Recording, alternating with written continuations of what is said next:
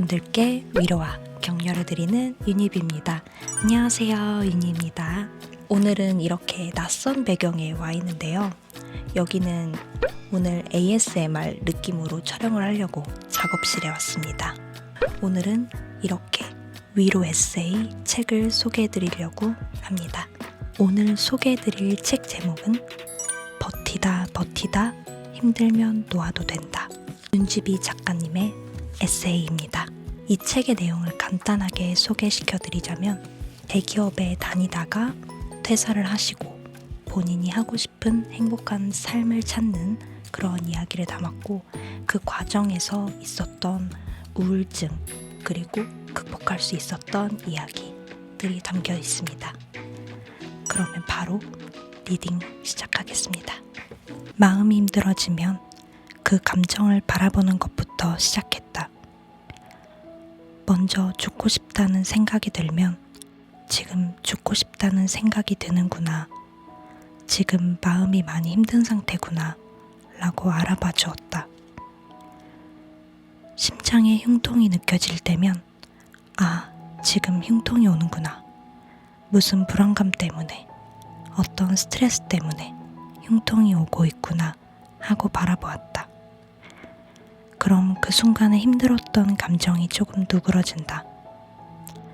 그 다음으로는 내가 느끼는 감정들에 사랑을 보냈다. 죽고 싶은 마음이 드는 이유는 다 잘하고 싶어서 그런 거였구나. 최선을 다했는데 아무도 알아주지 않아서 속상했구나. 열심히 하려고 했던 예쁜 마음에 내가 사랑을 보내요. 극단적인 생각이 오고 가면 이렇게 내 감정을 바라봐주고 그 감정이 오게 된 이유에 대해서 살펴보았다. 그리고 그 순수한 의도에 사랑을 보냈다. 당신이 당신에게 사랑을 보낼 수 있었으면 좋겠다. 올바른 생각의 중요성. 올바른 생각을 하기 위해 노력했다. 힘들면서 판단력을 잃고 올바른 것과 올바르지 못한 것을 구분할 수 없게 되었다. 그래서 자꾸 옳지 않은 생각을 하게 되고 스스로를 힘든 생각들로 몰아넣었다. 내게 올바른 생각을 안겨주었던 것은 책이었고 우연히 찾게 된 글귀들이었다. 책을 찾을 힘조차 없을 땐 인터넷에 이렇게 검색했다. 죽고 싶을 때 글귀, 힘들 때 글귀, 이런 식으로 검색해서 다른 사람이 쓴 블로그 글귀들을 찾아 읽었다. 읽을 뿐만 아니라 글로 썼고 글로 썼을 뿐만 아니라 계속 말을 속으로 되뇌었다. 회사에 있을 땐 글귀를 바탕면으로 해두고 시계를 보는 척 하면서 그 글귀들을 읽었다. 점심시간에 밥을 먹으러 가기 위해 엘리베이터를 탔을 때도 그 글귀들을 읽었다. 일을 하다가 마음이 힘들어지면 화장실에 가서 그 글귀들을 읽었다. 일을 하던 도중 회사 옥상 위로 올라가서 뛰어내리고 싶은 순간이 오면 화장실로 달려가 펑펑 울면서 그 글들을 읽었다. 올바른 생각들을 억지로라도 내 머릿속에 각인시키면 그때부턴 조금씩 살아갈 수 있는 용기가 생겼다. 그 이후로 힘이 되는 글귀들을 찾아 집안 곳곳에 붙여놓고 시시때때로 자기 확언을 했다. 핸드폰 바탕화면에도 문장들을 저장해놓고 회사에서 힘이 들 때마다 수시로 글귀를 읽어보며 마인드 컨트롤을 했다. 이 방법은 너무 좋아서 지금도 꾸준히 실행하고 있다. 한때는 거울을 보며 스스로에게 난 나를 사랑해 라고 말하는 것이 바보 같은 행동이라 생각했다. 그런데 우울증을 해결할 수 있는 방법을 찾다 보니 자존감이 중요하다는 것을 알게 되었다. 자존감을 높이는 유명한 방법 중에 하나인 거울 보고 이야기하기 방법이 떠올랐다. 성공한 작가이자 경영자인 브라이언트 트웰리 씨도 매일 아침 거울을 보며 I like myself를 외친다고 했다. 나도 속는 셈 치고 한번 해봤다. 하고 싶은 말을 벽에 써서 붙이고 매일 아침 출근 전에 거울을 보며 마법의 주문을 외듯 나에게 얘기해 주었다. 너는 사랑받을 자격이 있어. 난 나를 좋아해. 넌 잘할 수 있어. 하고 말했다.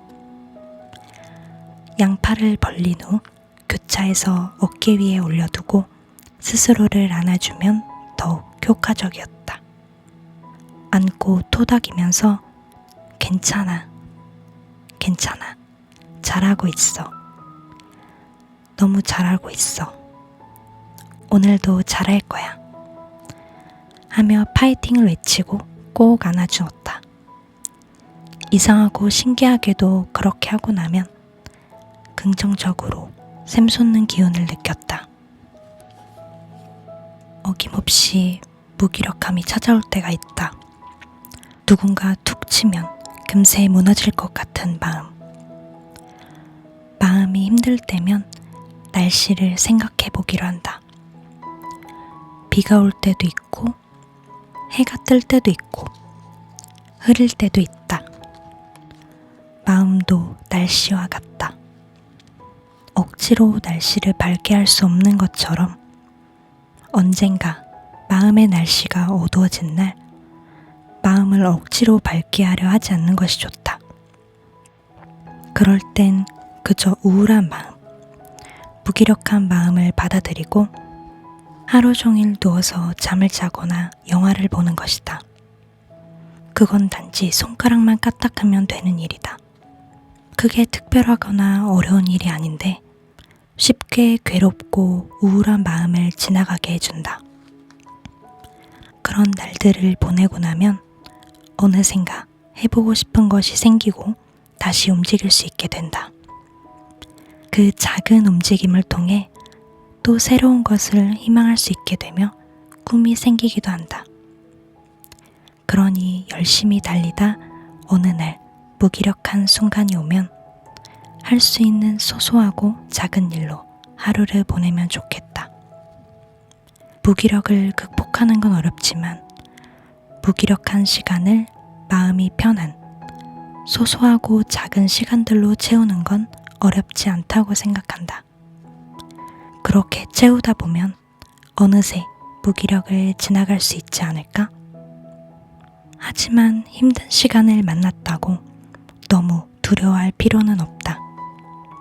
그 시간은 당신을 더 단단하게 만들어줄 것이고 앞으로의 당신을 더 잘 살아갈 수 있게 도와줄 것이다.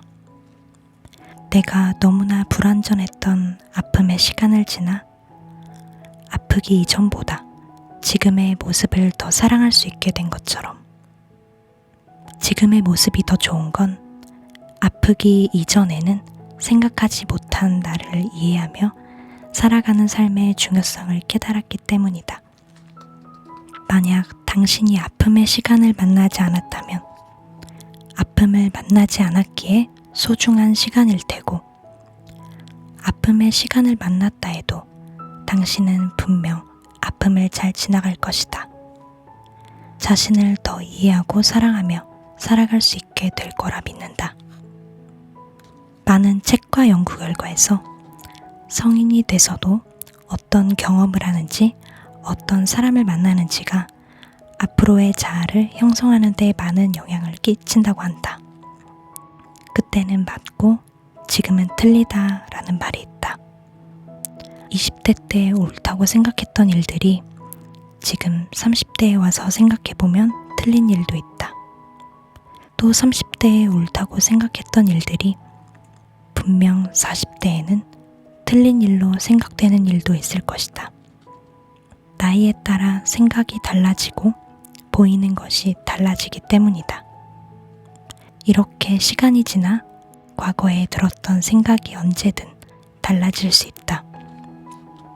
사람은 언제나 바뀔 수 있고 나 역시 언제든 변할 수 있다. 이해 안 됐던 것들이 이해될 수 있고 이해되던 것들이 이해 안 되기도 한다. 그러니 언제라도 내가 나를 받아들일 수 있게 마음의 문을 열어두어야겠다. 다양한 모습의 나를 미워하지 않고 받아들일 마음의 준비를 해야겠다. 남들과 다른 모습인 건 잘못이 아니야. 네가 세상에 하나뿐인 특별한 존재이기 때문에 다를 수밖에 없는 거야. 깊은 우울함으로 힘들 때 나와 같은 사람들은 없을까? 나 혼자만 이런 걸까? 하는 생각으로 시작해 결국 이런 사람은 나뿐인가 봐. 내가 정말 이상한가 봐. 하는 결론을 내리며 절망하곤 했다. 그러나 지금은 과거의 나처럼 내가 정말 이상한가 봐 라는 생각을 갖고 있는 사람들을 위한 유튜브 채널을 운영하고 있다. 채널을 운영하며 나와 비슷한 경험을 한 사람들을 많이 만났다. 유튜브를 하다 보면 수많은 장문의 메일을 받게 되는데 나의 과거와 비슷한 경험을 겪는 중인 사람들이 많아서 나처럼 마음이 아픈 사람들이 세상에 많다는 사실을 깨닫곤 한다. 과거에 내가 겪은 일과 비슷한 길을 걷고 있는 사람들을 만나고 그분들과 소통을 하다 보면 되레 내가 어디에서도 받을 수 없었던 위로를 받는다. 나만 그런 것이 아니구나. 누구나 비슷한 일로 괴로워하고 아파할 수도 있는 거구나. 라는 위로와 안도. 최근에 친구들 모임에 갔다. 회사 동료들의 모임이었다. 회사 생활을 하면서 이런저런 고충을 5년 동안 나눈 사이라 깊은 대화가 오고 가는 모임이다. 어느 날 나의 우울증을 커밍아웃 했던 날이었다. 조심스레 이야기를 꺼냈는데 돌아오는 답변은 놀라웠다. 그 모임 중 모두가 우연하게도 정신과를 다니거나 약을 복용 중이거나 복용한 적이 있다고 했다. 말을 하지 않을 뿐이지 이 세상에는 마음이 아픈 사람들이 참 많다는 생각이 들었다. 어쩌면 내가 도움의 손길을 요청하면 먼저 경험했던 사람들이 손을 잡아줄 수 있을지도 모른다. 세상에 나 혼자인 것 같지만 혼자가 아니다. 혼자 힘들다면, 나만 이런 것 같아서 버겁게 느껴진다면 주변에 손을 내밀어 봐도 좋을 것 같다. 내 아픔과 닮은 누군가의 아픔이 당신의 손을 잡아줄 것이다. 혼자서 모든 걸 다 감당하려 하지 말자. 그건 너무 외로운 일이다. 얼마 전 유튜브 채널 구독자로부터 메일을 한 통 받았다.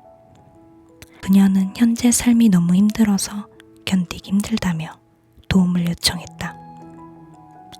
힘들어하는 그녀에게 해주고 싶은 말이 참 많았다. 하고 싶은 이야기를 담아 장문의 답장을 보냈다. 먼저 그녀를 위로해주고 싶었다. 많이 힘들었겠다고, 고생 많았다고, 얼마나 아팠겠냐고.